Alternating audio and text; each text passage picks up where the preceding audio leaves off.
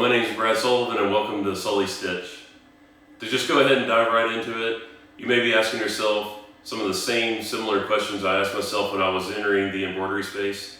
And it is, why am I entering it? How do I enter it? It can seem overwhelming. And then more importantly is, what company do I partner with to make this investment? So for me, it's always like, why am I going to enter this embroidery space? And I really believe that you need to have passion, because there are obstacles that you're going to face and you need to be resourceful. If you don't have that passion behind it, you don't want to give up. And so you'll tend to give up on things you're not passionate about. But if something that, like a blank canvas of a backpack or a bandana or a hat, and taking that, either your customer or your design, and bringing that to life, if that excites you, and seeing their face all excited seeing it, then I would say to proceed on. If you're solely just, I need to make money doing this, I think that you can make money elsewhere, because what comes with this industry and so much the learning curve, you can make money doing something else that you're passionate for. And so, in addition, I really wanted to find something that my wife and I could come together on.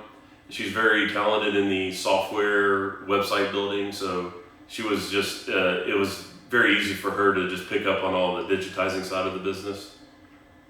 And then just going into which company should you look to invest with. And maybe not necessarily the one I did is for you, but the things I looked at on making the investment were, number one, I wanted to feel good about it. I wanted to feel like I got a great deal. I wanted to look at the numbers, the return on investment, and how long it was going to take.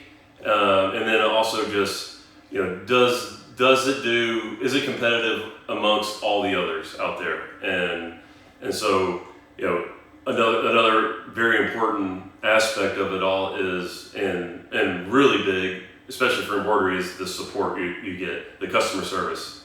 So I didn't want to make this sizable investment and then all of a sudden I was like, what do I do now?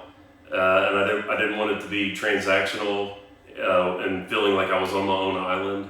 I wanted to make sure that, hey, I have a question, it's going to get answered. And then, number three, I would say I was looking for a company that is evolving.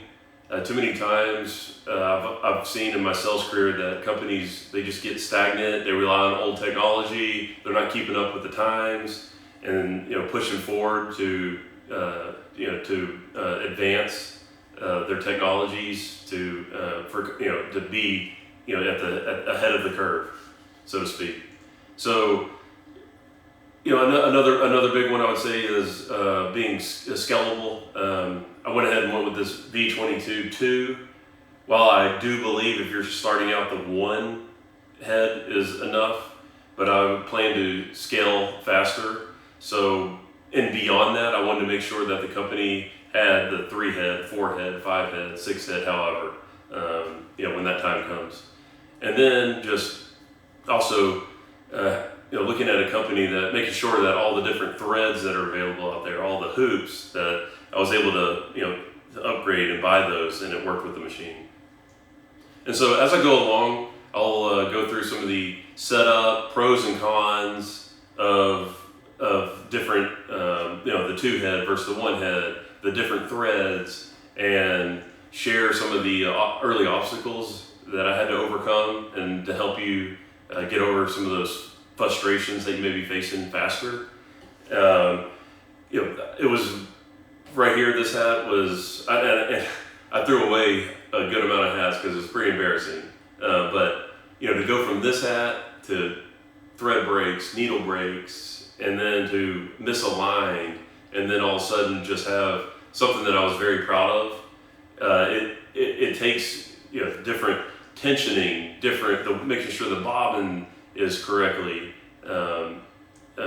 wound and facing, and the tension of the bobbin communicating. So there's just so many different little things that can throw it off. But once you have it dialed in, then the fun begins. So if you find that these videos are helpful for you, I ask you to like, subscribe, and I'll see you in the next one.